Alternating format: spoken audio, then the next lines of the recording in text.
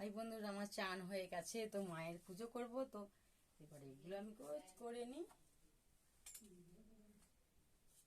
বাসি বাসনগুলো ঠাকুরের গোছ করে নিয়ে, হরে কৃষ্ণ হরে কৃষ্ণ কৃষ্ণ কৃষ্ণ হরে হরে, হরে রাম হরে রাম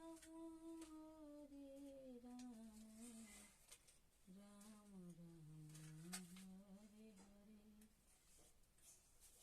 তো বন্ধুরা দেখো, আমশাকাগুলো খসে গেছে। তো পিতলের আমশাকা ছিল, তো সেইটা হচ্ছে ভেঙে গেছে, এটা কিনা হয়নি, এটা কিনতে হবে। তো এইগুলো হচ্ছে খসে গেছে, তো গাছ থেকে আবার তুলে নিয়ে আসতে হবে। হরে কৃষ্ণ হরে কৃষ্ণ কৃষ্ণ কৃষ্ণ হরে হরে, হরে রাম হরে রাম